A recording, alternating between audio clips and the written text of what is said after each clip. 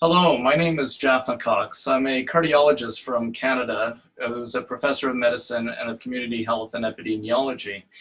And I've been asked to speak to you today about oral anticoagulants and whether they're safe and effective for use in the elderly patients, managing a damsel in distress. These are my disclosures. I have held grants from Bayer. I've given talks, sat on advisory boards, or received honoraria from all of the companies who manufacture the non-BKA oral anticoagulants, or what I will call the NOACs. I'm also a member of our National Atrial Fibrillation Guidelines Primary Panel, and I'm also a member of the Heart and Stroke Foundation of Canada's Stroke Prevention Guidelines Primary Panel. This is the agenda for today. I'm going to touch on the epidemiology of atrial fibrillation, specifically the projected growth in patients with the disease, examine the associations between age, atrial fibrillation, and stroke, present to you some of the historical trends in the use of oral anticoagulation for atrial fibrillation in the elderly patient, discuss the benefits and risks of the non-BKA anticoagulants, or NOACs, in the elderly, address the appropriate anticoagulant use in the elderly, and then wrap up. Now, as you all know, atrial fibrillation is the most common sustained arrhythmia, and the statistic that one typically hears is that it affects about 1 to 2% of the population overall, although this figure is mostly based on American statistics that are somewhat dated. There are more recent estimates that suggest that the population prevalence may be as high as 2 to even 3.5%, at least in the United States and Europe. These are some of the projections, and it depends on the study. Whichever one you take a look at, what one sees is increasing numbers of patients over the next generation who are going to have atrial fibrillation. And these findings are similar in Europe as well. So the number of people with atrial fibrillation, according to these projections, are at least going to double and possibly triple over the course of the next 30 years. When one takes a look at incidence, the incidence of atrial fibrillation is very low in patients under the age of 55 years. But then with each decade of life beyond 55 years, the incidence begins to double. It's always more common in men than it is in females.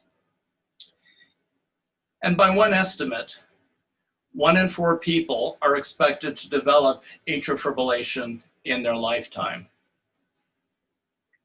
Now, there's been one study analyzing this issue using National Health System databases from several Latin American countries, and this includes data from Colombia.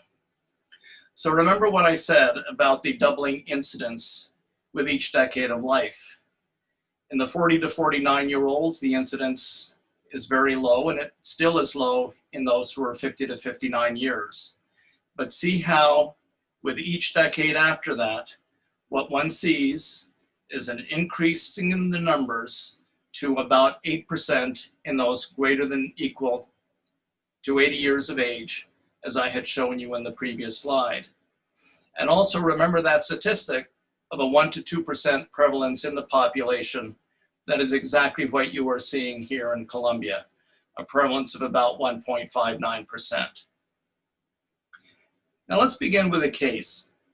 This is a fictitious case involving Ms. A.B., a 90-year-old woman who's referred by her family doctor because she's been having some occasional fluttering in the chest, and she presents along with her son.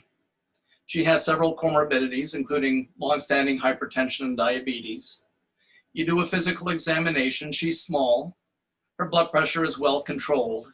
She has an irregular pulse of 102 beats per minute, but there's nothing otherwise unremarkable. You do an electrocardiogram. Atrial fibrillation is seen at a rate of about 98 beats per minute. It's got some mild nonspecific STT changes.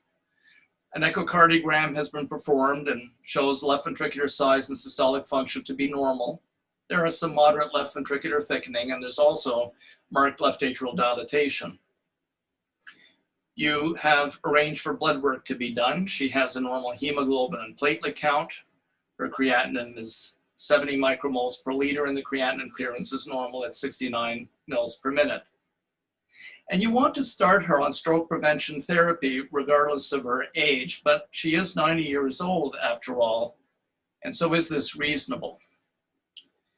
Well, as I showed you before, you do have this increased prevalence with age, but this particular study looked all the way out to 100 years of age, and what you see is that the curves do not attenuate, they continue to go up. And so as we age, and the largest growing demographic in my country, in Canada, are patients over the age of 100 years. We are going to be seeing more and more of these patients, and to the extent that we will be seeing more elderly patients with atrial fibrillation. Now, what about atrial fibrillation and stroke, which is the reason why I'm here speaking to you today? Atrial fibrillation is an independent risk factor for stroke, increasing the risk of stroke by about 5-fold. It accounts for anywhere from 15 to 30% of all strokes, and it is the leading cause of embolic stroke in particular. Now, the risk of stroke in atrial fibrillation patients increases sharply with age. It's about 1.5% in patients in my age group, 50 to 59 years of age, but it rises to as high as 23.5% in patients 80 to 89 years of age. The proportion of strokes associated with atrial fibrillation also increases with age. It's about 6.7% in those aged 50 to 59 years. Now, here's some historical data with regards to warfarin prescribing trends for patients with atrial fibrillation and a CHAD score greater or equal to 2. And as I've told you, looking at the green line here, stroke risk per 1,000 patient years increases as we age. And yet, also as we age, the tendency is for anticoagulation to be used less and less. And in fact, where the change begins to happen is around 75 years of age, exactly the time where, if we are using the CHADS VASC score, we would be getting an extra point in terms of predicting stroke risk. So what one sees is an increasing unmet need, an increasing number of aging patients who are being put unnecessarily at risk of stroke.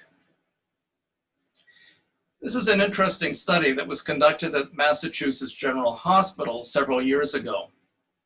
And what they did was they surveyed physicians. They asked them what were reasons that they might not use VKA therapy in the patients with atrial fibrillation. These were the most common reasons that the physicians gave: prior bleeds, prior falls, advanced illness. So they later went and they abstracted the charts of these physicians to find what the actual predictors of underuse of warfarin therapy was. And one of the key predictors was age. Every 10 years, these physicians were 50% less likely to prescribe oral anticoagulant therapy. Well, here's some other more recent data. These are information from the Kaiser Permanente of Northern California registry. These were not only atrial fibrillation patients, but they were atrial fibrillations with prior stroke. And they found that the proportion of these patients that were not receiving an oral anticoagulant on discharge was high. About 17% of patients less than 65 years of age, despite the fact that they had prior stroke, were not being given oral anticoagulant therapy. And look how dramatically this increased. It went up to 38% of those 75 to 84 years of age, and was almost 70% in those greater than 80 years of age. Well, here's another study, FRAIL AF. This is a Canadian study of patients greater than or equal to 80 years. and they found that about a third overall were not receiving oral anticoagulant therapy. And when they focused specifically on the severely frail patients, these were almost 3.5 times less likely to receive oral anticoagulant therapy than the patients with no or only moderate frailty. Well, maybe that's just California and maybe that's just Canada. Well, here's a third study. This is from the Veterans Affairs Boston Healthcare System. And what they found was a 14% reduction in warfarin use with each advancing decade of life. Here's an interesting European study that examined the issue of thromboembolic and major bleeding event risks in the elderly, the PREFER MAF study, or Prevention of Thromboembolic Events European Registry in Atrial Fibrillation. They examined patients less than 85 years of age and those greater than 85 years of age. In terms of thromboembolic events, the patients younger than 85 years of age on no oral anticoagulants had a slightly higher event rate by comparison to those on no oral anticoagulants. But see how much greater the difference was in those patients over age 85 years. And in the graph, when one compares the annual incidence of stroke, TIA, and systemic embolism, there isn't a lot of difference among patients given antiplatelet or no therapy versus those receiving anticoagulant therapy up until you got to 85 years of age. And what one sees there is a beginning of separation of the curves that continues such that what one sees again is avoidable harm with undertreatment. Now, the investigators also took a look at major bleeding events because in theory, if there is a reluctance to prescribe oral anticoagulants in the elderly patients, it is because of concern around bleeding risk. And again, what one sees in the patients lower than 85 years of age, slight increase, interestingly, in the patients on no oral anticoagulants, but no significant difference. However, when one looks at the patients over 85 years of age, one again sees no difference. And when one looks at major bleeding on the graph in terms of increasing age, what one sees is around 85 years, yes, bleeding risk goes up, but it doesn't appreciably differ between patients on anticoagulant and those on antiplatelet or no therapy at all. So in other words, in patients over the 85 years of age, if you're not giving them anticoagulant therapy because you were worried about bleeding, then you're not accomplishing anything other than to put them at additional stroke risk.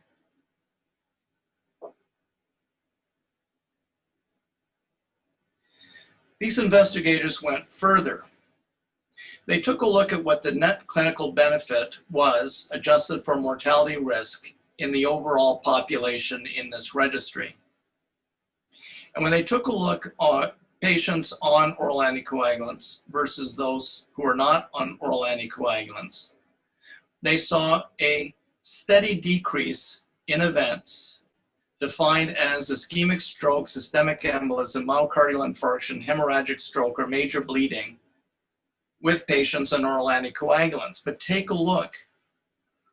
The benefit increased as age increased such that the absolute greatest benefit by quite a bit was seen in patients who were the oldest of the old, those 90 years of age and older.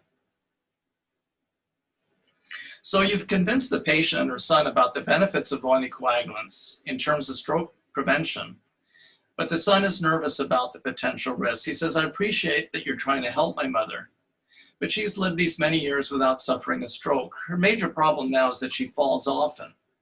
Shouldn't that be of concern with such treatment? And the question is, should this change your mind about prescribing an oral anticoagulant? Now let's come back to that study from the Massachusetts General Hospital.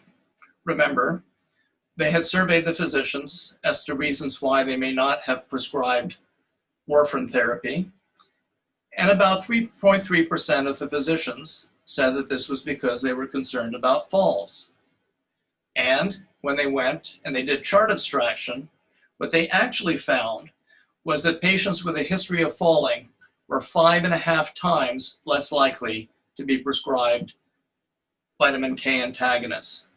In fact, history of falling was a greater reason for not treating than patients who had a history of hemorrhage, of advanced malignancy, of prior ischemic stroke.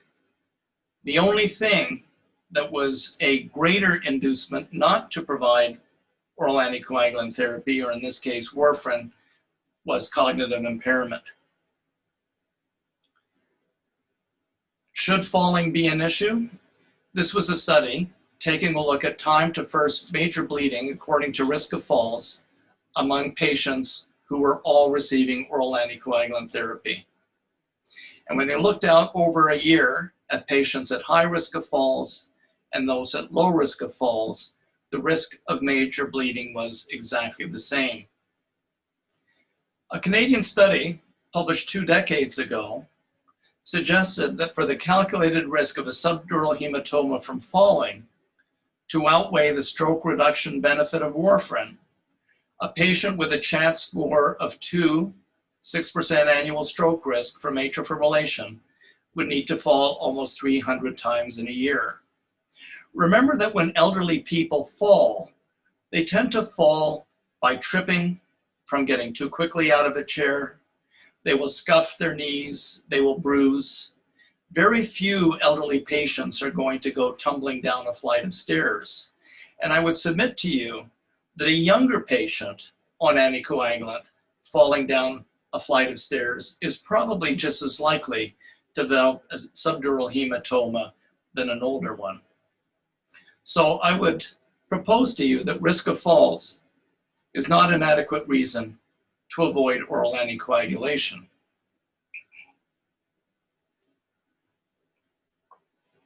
So you tell the patient that you will prescribe her a new blood thinner that is at least as safe and effective as warfarin at preventing strokes, but is much easier to use. And her son says, listen, I understand that warfarin is not perfect, but it's been around a long time. The drugs that you're speaking about have only been around for a few years. What assurance can you give us that they will work as well as you say they should? So what reassurance can you provide the son?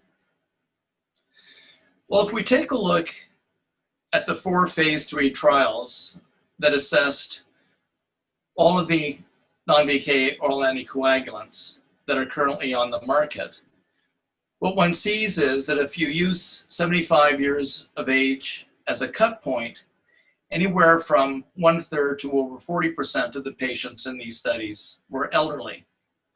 And they weren't just elderly, these were patients who had a high degree of comorbidity. Heart failure, anywhere from 25 to almost 60%. Hypertension, anywhere from 3/4 to over 90%. Diabetes, anywhere from 20 to over 33%. Prior stroke, TIA, or systemic embolism, from a low of 19% to over 41% in the ROCKET AF patients. And so when you take a look at the overall mean CHAT score, anywhere from 2.1 to 3.5 in the patients overall, but higher, anywhere from 2.7 to 3.7 in the older patients. How did the older patients do? These are results from Christian Ruff's meta-analysis in The Lancet, pulling the data on all the non-VK anticoagulants and comparing them to warfarin. And when he used 75 years as a cut point, what one sees is that the elderly patients achieved similar benefit as the patients younger than 75 years of age. And in each instance, there was statistically significant benefit as compared to warfarin. When he then looked at major bleeding events, again using 75 years as the cut point, what one sees is that there was no difference between the older and younger patients, and in each instance, they tended to, or statistically significantly did, better than warfarin in terms of having fewer major bleeding events. Let's come back to the Prefer an AF study. In this instance, they looked specifically at patients greater or equal to 75 years, as had been done in the rough meta-analysis. And when they looked at the composite of major bleeding and ischemic cardiovascular events, it was lower in those age greater 75 years or older on a non-BK anticoagulant versus warfarin. And when they independently assessed major bleeding and ischemic cardiovascular events, again, the rates were lower in these older patients on a non-BK oral anticoagulant as opposed to those on warfarin. And in each instance, the difference was statistically significant. So in other words, findings from the real world absolutely parallel what we had seen in the phase 3 studies. Now, Prefer AF went further. What they did was they analyzed the individual compounds that were in the marketplace to any sufficient degree that they could do analyses. Rivaroxaban, dabigatran, and apixaban. Edoxaban was still new to market. And what they found was that all of the drugs uniformly did better in terms of having fewer major bleeding and ischemic cardiovascular events as compared to vitamin K antagonists. And indeed, with rivaroxaban, the difference was actually statistically significant.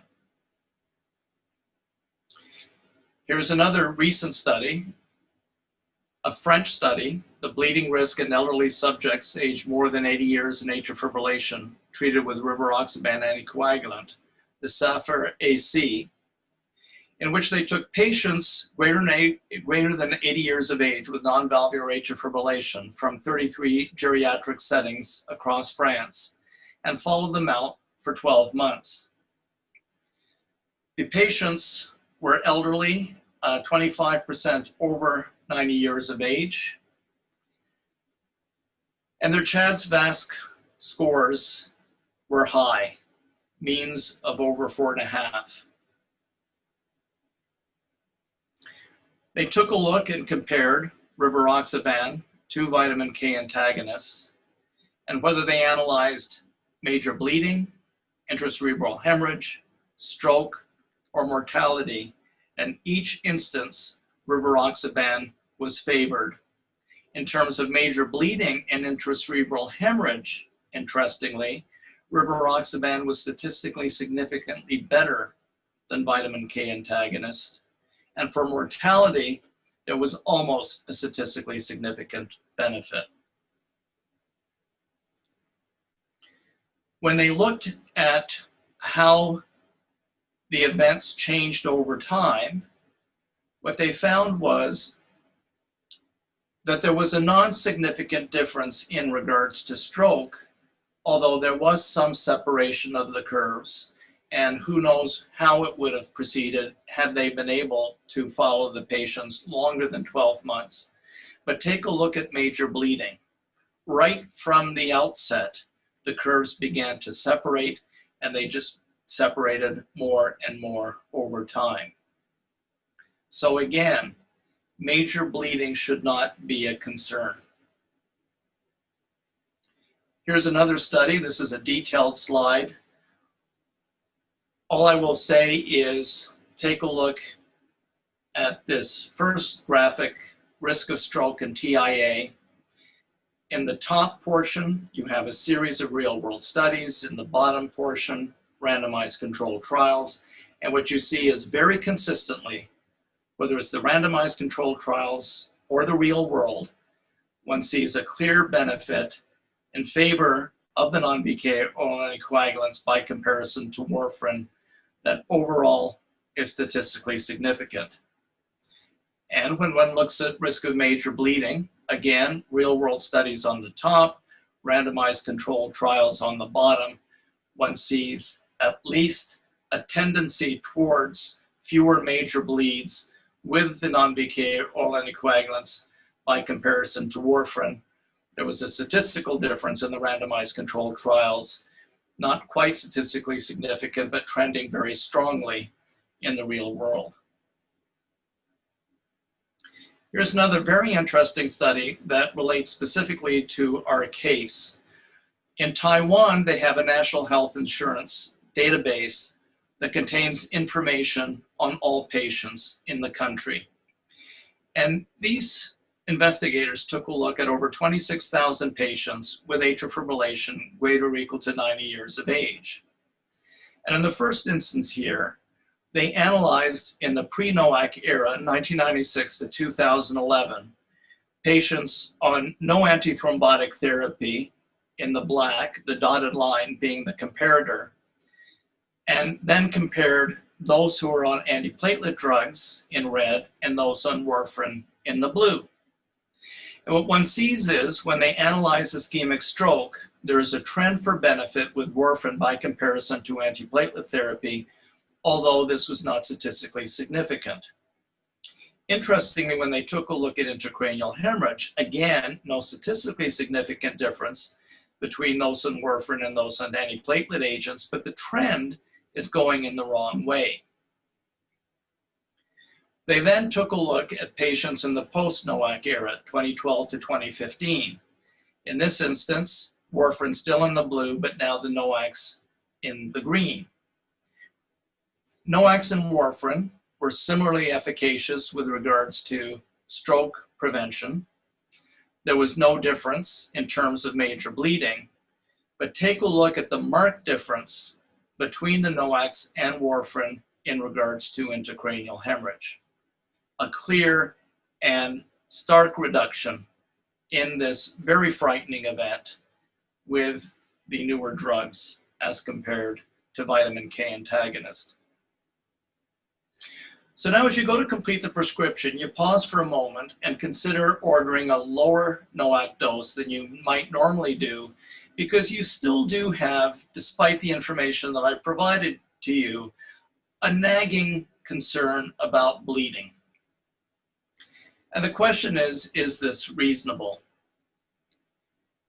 Well, here's some interesting studies. First of all, let's go back to warfarin. Even where warfarin has been used, its therapeutic effect has tended to be suboptimal. There was a very recent study published in 2014 across 4 European countries, and at that time, the number of patients in therapeutic range, when we keep the bar awfully low at 70%, was only achieved in just over 47% of patients in France, just over 44% in Germany, 46% in Italy, and the United Kingdom was a little bit better, but even there it was only 65%. Well, maybe we're doing better with the NOACs. Well, we are doing somewhat better, but the prescribing pattern is still not optimal. Of just over 5,700 patients with a mean age of 71 years who were on an oral anticoagulant in the ORBIT-AF2 registry, 9.4% were underdosed, and this was especially prevalent in those who were older.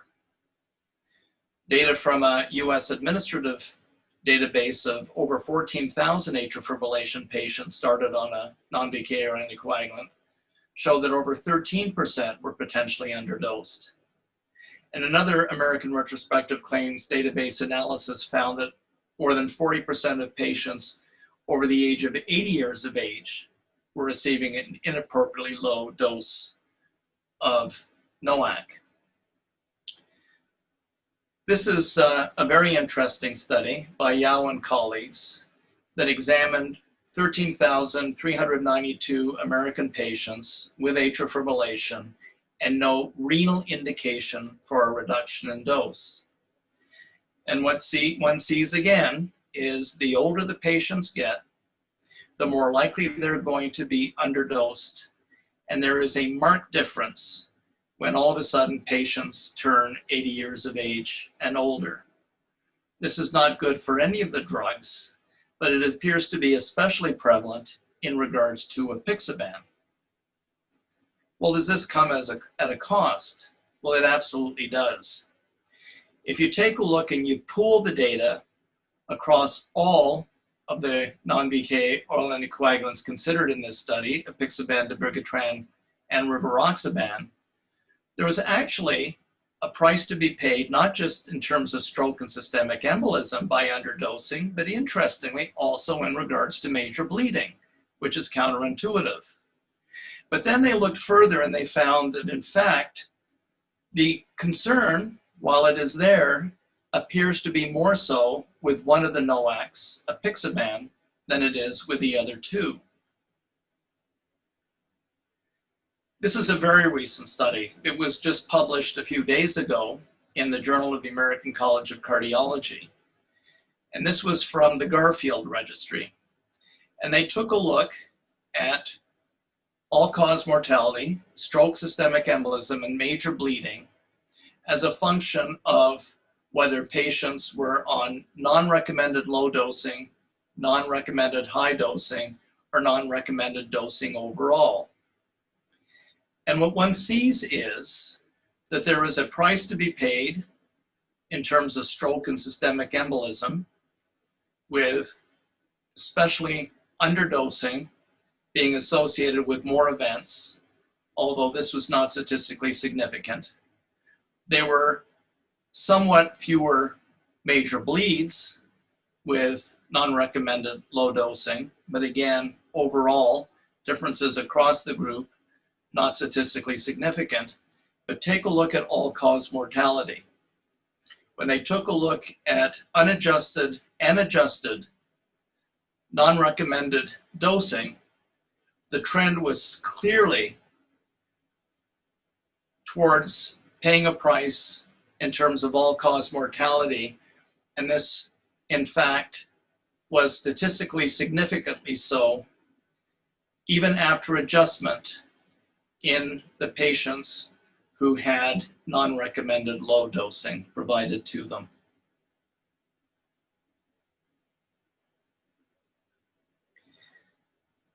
Interestingly also, they took a look at various subgroups: women, patients according to age, ethnicity, weight, history of acute coronary syndrome, vascular disease, prior stroke, diabetes, extent of chronic kidney disease, and concomitant antiplatelet therapy.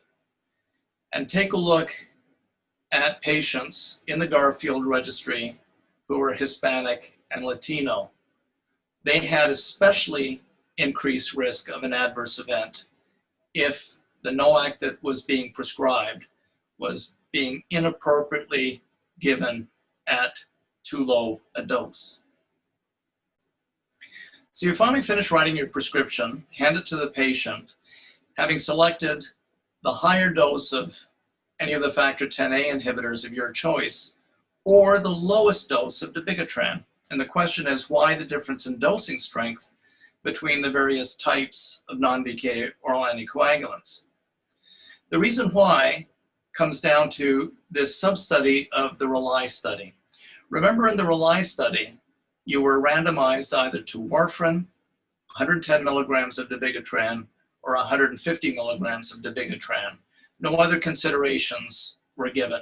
Neither what your age was, what your sex was, what your renal function was. It was solely randomization according to dose of drug in the case of dabigatran or warfarin.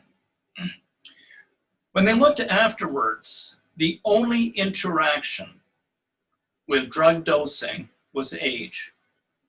Patients less than 65 years of age had fewer major bleeding events with either the 110 or the 150 milligram dose of dabigatran by comparison to warfarin. There continued to be fewer events in the 65 to 74 year age group, although it began to trend in the wrong direction. In patients who were older than 75 years of age, the 110 milligram dose of dabigatran was now associated with as many major bleeding events as was warfarin, but the 150 milligram dose was now associated with a greater number of major bleeding events. And as a result of this, product monographs stipulate that the 150 milligram dose of dabigatran should absolutely be avoided in patients over the age of 80 years of age, like our patient. And we would also suggest to you that you consider avoiding it in patients greater than 75 years of age, especially when the thromboembolic risk is low and the bleeding risk is high. For either apixaban, edoxaban, or rivaroxaban, the factor Xa inhibitors, efficacy against stroke and safety for avoiding major hemorrhage is not significantly different between patients using either the 75-year cut point. And so when one looks at the dosing algorithms, this is for dabigatran, our patient had a creatinine clearance of 68, but she was over the age of 80. And so the only option for her is the 110 milligrams twice daily dose of dabigatran. Had we decided to use apixaban, she was over the age of 80, but she was not less than 60 kilos. Her serum creatinine was not over 133. So she only had one of the features that might affect dosing change. And as a result, she would go on the 5 milligram twice a day dose. For her to default to the 2.5 milligrams, she would have had to have had 2 of 3. For rivaroxaban, it's fairly straightforward. You don't have to consider age or anything else. You just take a look at renal function.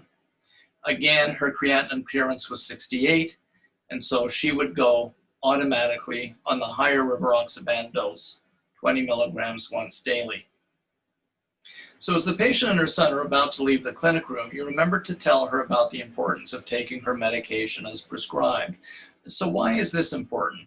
Well, I would submit to you it's important for any drug. If we're going to write a prescription to a patient, we're going to want them to take it and use it as prescribed in order to get the benefit that we intend that they have.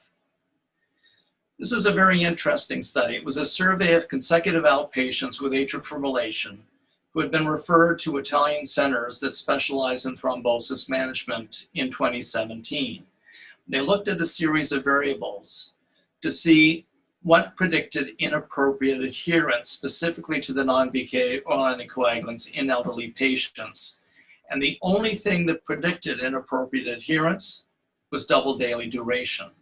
Even cognitive decline, even polypharmacotherapy did not predict inappropriate adherence. Patients do, in fact, generally favor a once daily over a twice daily regimen of any drug. This was a European survey that specifically examined patients with atrial fibrillation. And they asked them, would you prefer once daily dosing, twice daily dosing, or were you not sure? And there were some people who declined to answer. And when they took a look across the several countries, what they found was 81% overall said that they would want a once daily anticoagulant. This is another way to take a look at it. So it's not only a problem with whether you take the drug or not, it's whether you're taking it the way you're supposed to. This was a Canadian study. It was a survey. They asked patients, how often are you taking your drugs once a day versus twice a day? And for apixaban and dabigatran, almost 1/3 of the time, patients were taking them only once a day. When they looked at rivaroxaban and warfarin, it wasn't perfect, but 90 to 95% of the time, the patients were taking these drugs as prescribed. Now, even with the novel anticoagulants, persistence over time is poor. In this instance, a study from the United States, Craig Coleman analyzed warfarin, dabigatran, and rivaroxaban, and yes, the once-a-day drug did show less drop-off over time, but still, over 2 years, the number of patients who were persisting with their therapy dropped from about 80% down to about 50%. What this tells us is that every time one sees a patient, whatever the drug is, but especially a drug that is meant to prevent an event as consequential as an ischemic stroke, we should be reminding the patient, we should be asking them, are you taking your medications? And if so, why not? This was an interesting study that had nothing to do with anticoagulant therapy. This was the CHARISMA trial that took a look at whether clopidogrel should be used as preventative therapy in patients at high atherothrombotic risk. And when the trial was performed, they looked afterwards at the 5 greatest predictors of cardiovascular mortality. Sure, history of heart failure, previous MI, and so forth predicted a greater risk of death. But the one that showed the greatest predictive ability was permanent discontinuation of study drug. If you're not going to use the drug that is going to protect you against an adverse event, then you have a higher likelihood, of course, of sustaining that event. So let me just wrap up.